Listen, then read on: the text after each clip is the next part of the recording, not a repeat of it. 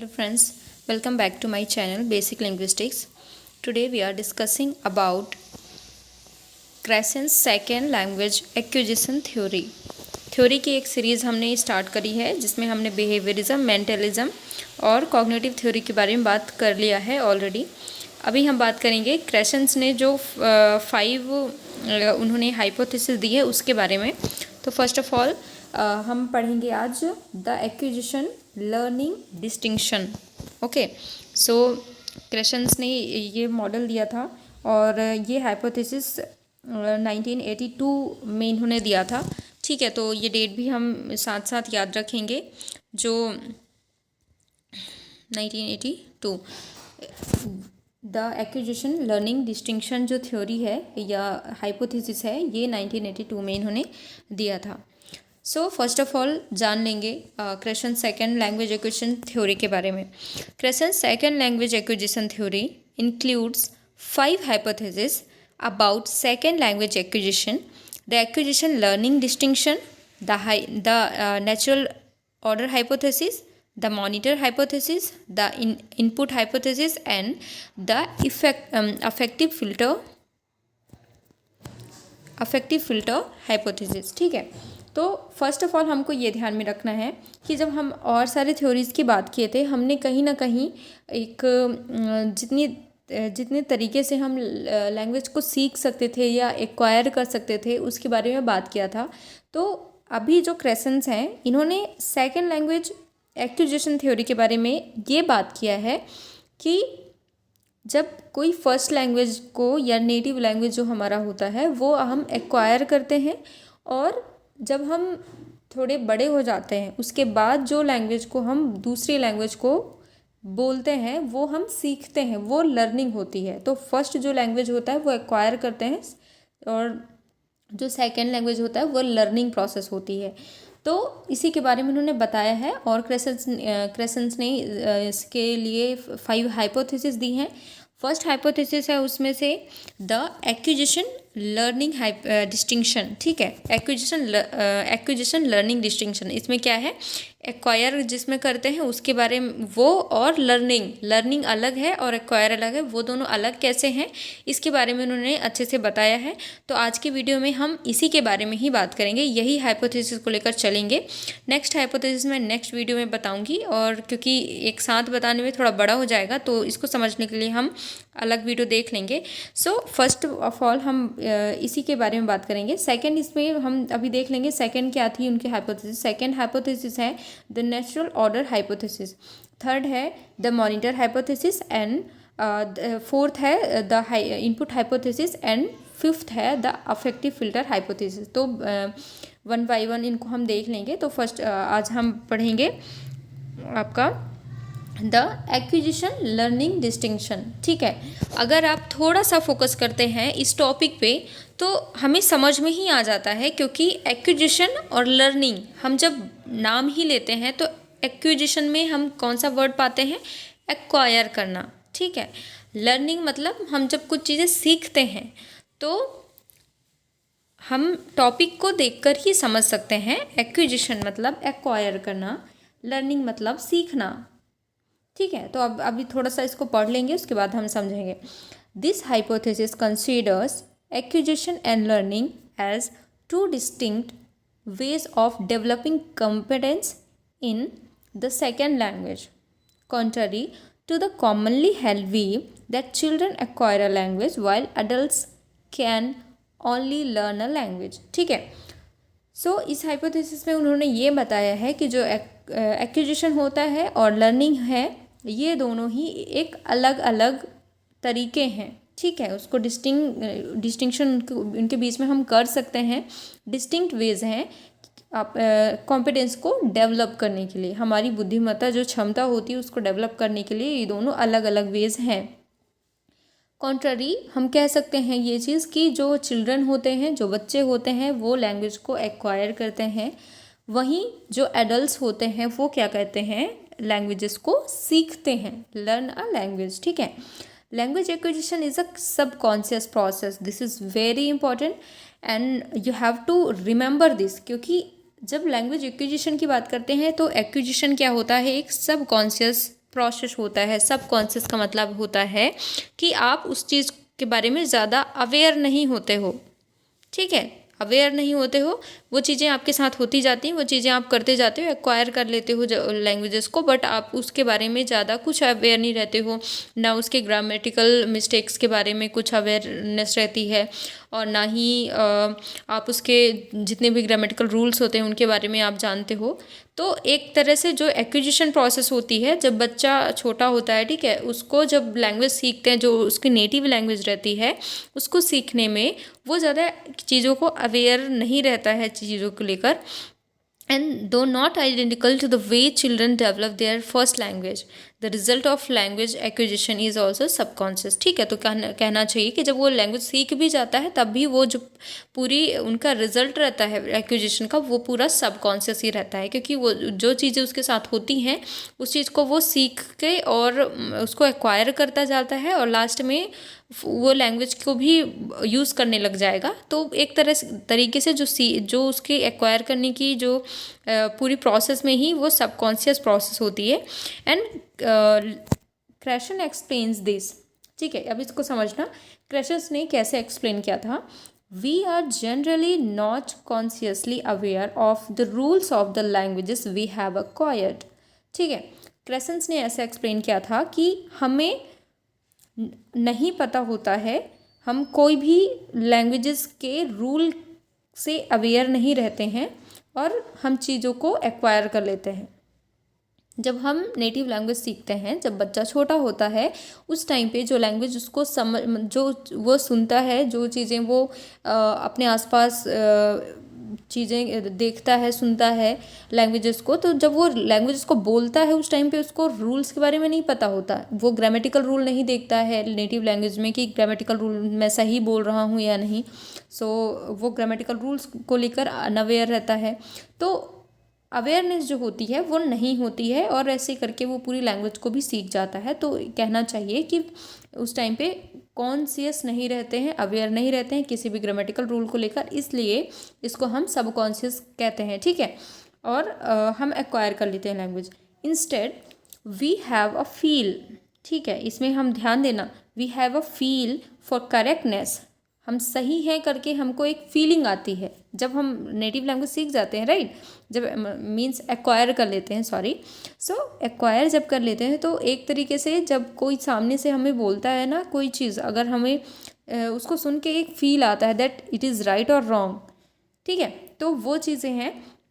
And grammatical sentences sound right and feel right, इसमें हम क्या ध्यान देते हैं, जब कोई चीज़ हम सुनते हैं ना, तो वो साउंड क्या होता है, सुनते हैं तो हमें लगता है ये सही है या गलत है, ऐसा हमें फील आता है, तो साउंड राइट और फील राइट वाला इसमें रहता है। And error feel wrong even if we do not consciously know what rule was violated, even हम नहीं जानते हैं कि कौन सा रूल लगा है या कौन सा रूल नहीं उसने फॉलो किया, बट हम सुन के हमें जस्ट फील आता है दैट ये गलत है और ये सही है। तो ये जो फील होता है वो एक्वायर्ड में होता है जब हम लैंग्वेज को एक्वायर करते हैं। तो यहाँ पे थोड़ा ध्यान देने वाली बात है, एक बात हमें याद रखनी है कि एक्विजिशन और लर्निंग दोनों अलग अलग प्रोसेसेस हैं।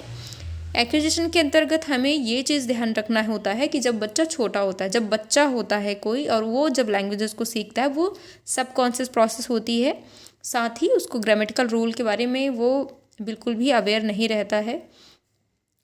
और एक फ़ील को याद रखना है कि करेक्टनेस की उसको फीलिंग आती है तो वो करेक्ट मानता है, नहीं आती तो वो रॉन्ग मानता है, ये एक चीज़ है। So the characteristic feature that are associated with acquisition are implicitness, naturalness and informality et cetera. तो इसमें कुछ फीचर्स हैं, कैरेक्टरिस्टिक्स हैं, तो याद रखना जो लैंग्वेज एक्विजिशन के फीचर्स हैं कौन कौन से, इम्प्लिसिटनेस, नेचुरलनेस एंड इनफॉर्मेलिटी, ये इसके फीचर्स हैं, ठीक है, जिसमें नेचुरलनेस है, किसी तरह का कोई हमें मतलब नेचुरली वो चीज़ें हमें फील आती हैं कि हाँ ये सही हो सकता है या गलत हो सकता है, इसमें कोई हमने ग्रामेटिकल चीज़ें सीखी नहीं है। तो आई होप एक्विजिशन का पार्ट आपको समझ में आया होगा। नेक्स्ट इज़ अब यहाँ पे देख लेंगे लर्निंग वाला पार्ट, ठीक है। अब लर्निंग में कैसे हम डिफ्रेंशिएट कर सकते हैं। So language learning, the second way to develop competence in a second language refers to the conscious cognizing of a second language, deliberately picking up the rules. The explicit process entails the knowledge of rules and the ability to talk about them, ठीक है। तो अब देखेंगे, पहले इसको समझेंगे फिर दोनों में कंपेयर करेंगे। सो लैंग्वेज लर्निंग क्या है? The second way to develop competence, ठीक है, क्योंकि हमें पता है एक्वायर, जब लैंग्वेज को एक्वायर कर रहे हैं या लर्निंग कर रहे हैं, दोनों में ही हम अपने कॉम्पिटेंस को डेवलप कर रहे हैं, है ना। हमारी जो कॉम्पिटेंस क्षमता है, कैपेबिलिटी है, जो बुद्धिमत्ता क्षमता है, वो हम बढ़ा ही रहे हैं। तो ये एक सेकेंड वे होता है डेवलप करने के लिए। और ये क्या है, इसमें याद रखना है, कॉन्शियस कॉग्नाइजिंग है, कॉन्शियस रहते हैं हम, अवेयर रहते हैं। तो deliberately picking up the rules, ठीक है, रूल्स को हम कैसे पिक करना है, कहाँ पे रूल यूज़ करना है, मीन्स रूल हर जगह यूज़ करना है, बट कहाँ पे कौन सा रूल हम यूज़ कर रहे हैं उसके बारे में हम कॉन्शियस रहते हैं, अवेयर रहते हैं पूरी तरह से। So the explicit process entails the knowledge of rules, तो इसमें हम रूल पर ज़्यादा ध्यान देते हैं, and the ability to talk about them, उसी के बेस पे हमें ये एबिलिटी आती है कि हम उसके बारे में कुछ बात कर सकें।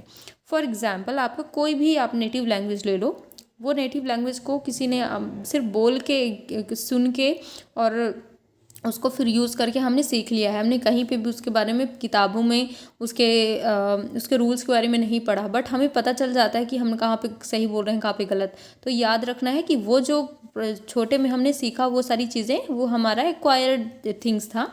अब जब हम थोड़े नेक्स्ट लेवल पे जाते हैं, फॉर एग्ज़ाम्पल हम स्कूल में गए, स्कूल में हमें अपनी नेटिव लैंग्वेज तो यूज़ नहीं करनी, या तो कुछ और लैंग्वेज हो सकती है, या फिर हम कह सकते हैं स्कूल में चलो नेटिव लैंग्वेज हम यूज़ भी कर लिए, बट नेक्स्ट लेवल पे आप जाते हैं, जब हायर स्टडीज़ में जाते हैं, उस टाइम पे लैंग्वेजेस चेंज होते हैं। फॉर एग्जांपल आप इंग्लिश को ले सकते हैं, क्योंकि ये क्या कहना चाहिए कि हर जगह है ना, इंग्लिश ऐसा लैंग्वेज है जो लिंग्वा फ्रैंका की बेस पे भी हम उसको देख सकते हैं कि अगर कुछ नहीं भी आता है तो हम इंग्लिश में बात करके कम्युनिकेशन भी कर सकते हैं। तो इंग्लिश को हम ऐसे ले सकते हैं कि हम एक लर्निंग प्रोसेस में हम इंग्लिश को सीखते हैं।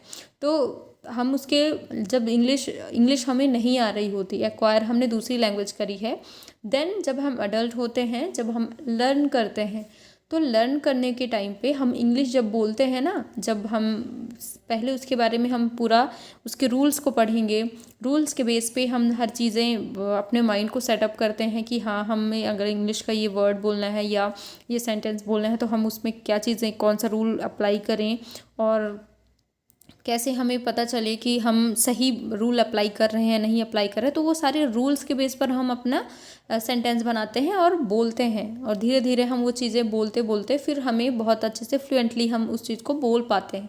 तो एक तरीके से लर्निंग प्रोसेस जो होती है वो हम कॉन्शियसली करते हैं, इसमें हम पूरे उसके रूल्स को ध्यान रखते हैं, उस कौन कौन से रूल्स थे, और जो भी पूरी चीज़ें रूल्स पे ही डिपेंड करती हैं। तो लर्निंग प्रोसेस आई होप आप लोग को समझ में आया होगा।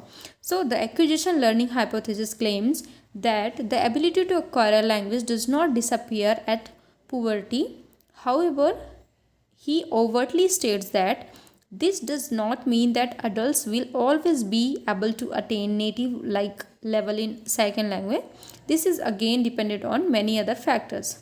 तो इसमें कहना ये चाहिए कि जो एक्विजिशन लर्निंग हाइपोथेसिस है उसमें ये क्लेम किया गया है कि जो एबिलिटी है एक्वायर करनी, लैंग्वेज को एक्वायर करने की, does not disappear at puberty. हम ये नहीं कह सकते कि जो एक्विजिशन प्रोसेस है वो जो एक्वायर कर रहे हैं वो सीख नहीं सकते, या जो सीख रहे हैं वो एक्वायर नहीं करते हैं। दोनों चीज़ें साथ साथ, मतलब साथ साथ तो नहीं चलती, क्योंकि एज डिफरेंस भी रहता है, क्योंकि बचपन में जो हम चीज़ें करते हैं वो एक्वायर है, जो एडल्ट में जो सीखते हैं वो आपका लर्निंग है।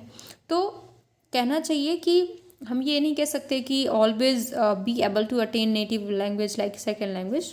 कभी भी ये नहीं कह सकते कि हम सेकेंड लैंग्वेज को नेटिव लैंग्वेज की तरह ही हम अटेन करते हैं। तो ये दोनों फैक्टर्स थे, और ये सारी चीज़ें कुछ फैक्टर्स पे भी डिपेंड करती हैं। तो बेसिकली हम लैंग्वेज और लैंग्वेज और एक्विजिशन पे लैंग्वेज एक्विजिशन और लैंग्वेज लर्निंग पे बात करेंगे, और यहाँ पे हम थोड़ा सा उसके डिफरेंस के बारे में भी देख लेंगे। So language acquisition and language learning दोनों में डिफरेंस क्या है। सो पहला देखेंगे इम्प्लिसिट सबकॉन्शियस, दूसरा एक्सप्लिसिट और कॉन्शियस। ठीक है, ये हमने अच्छे से देख लिया, समझाया भी है। इनफॉर्मल स्टडीज़ और informal situation and formal situation. तो ये भी आपको पता है, जब बच्चे रहते हैं, जब चिल्ड्रन चीज़ों को एक्वायर कर रहते हैं लैंग्वेजेस को, तो वो इनफॉर्मल सिचुएशन में करते हैं। उनके घर में जिस तरह लैंग्वेजेस का यूज़ किया जाता है, आसपास इन्वायरमेंट में उनके जिस तरह लैंग्वेजेस का यूज़ किया जाता है, वैसे ही सुन सुन के वो बच्चा सीख लेता है। तो एक तरह से इनफॉर्मली सीख लेता है, किसी तरह का कोई रूल वगैरह फॉलो नहीं करना पड़ता। और जो लर्निंग है, लर्निंग में हमने इंग्लिश का एग्जांपल लिया, उसमें सारे रूल्स वगैरह हम पढ़ते हैं, हम फॉर्मली सीखते हैं, हमको स्कूल में बताया जाता है, या इसकी ग्रामर हम पढ़ते हैं, चीज़ों को देखते हैं तब, है ना। तो फॉर्मल सिचुएशन है। यूजेस ग्रामेटिकल फील, इसमें क्या करते हैं, ग्रामेटिकली हम फील करते हैं कि वो चीज़ें सही हो सकती हैं या गलत हो सकती हैं। बट लर्निंग में यूजेस ग्रामेटिकल रूल्स के बेस पर ही हम कह सकते हैं ये सही है या गलत है। डिपेंड्स ऑन एटीट्यूड और डिपेंड्स ऑन एप्टीट्यूड। ये एटीट्यूड पे डिपेंड करता है और ये एप्टीट्यूड पे डिपेंड करता है। Stable order of acquisition, simple to complex order of learning. इसमें क्या होता है, एक कहना चाहिए कि स्टेबल ऑर्डर ऑफ एक्विजिशन में कोई छोटा ऑर्डर बड़ा ऑर्डर, मतलब एक सिंपल कॉम्प्लेक्स ऐसा कुछ होता नहीं है, एक स्टेबल ऑर्डर रहता है। जो भी चीज़ें हमने सीख ली वह स्टेबली रहती है। और लेकिन लर्निंग में सिंपल टू कॉम्प्लेक्स ऑर्डर रहता है, क्योंकि हम पहले छोटी चीज़ें सीखते हैं, फिर उससे बड़े होते होते कुछ और चीज़ें थोड़ा उसे ब्रॉड सीखेंगे, फिर और उसे कॉम्प्लेक्स सीखेंगे, इस तरह होता है। तो लर्निंग का कुछ इस तरह ऑर्डर रहता है। तो बेसिकली क्रेशन ने इसके बारे में ही बताया। तो फर्स्ट था इनका ये हाइपोथेसिस, इसके बाद 4 और हाइपोथेसिस हैं। चूँकि ये वीडियो बड़ी हो जाती है इसलिए मैं इसमें ऐड नहीं कर रही हूँ। नेक्स्ट वीडियो में मैं और उसके अलग वीडियो बना दूँगी। तो आई होप ये टॉपिक तो आप लोग को समझ में आया होगा। आई होप गाइस आप लोग को ये वीडियो पसंद आई होगी, और आप लोग को पसंद आती है वीडियो तो लाइक सब्सक्राइब ज़रूर करें। Thank you so much for watching my video.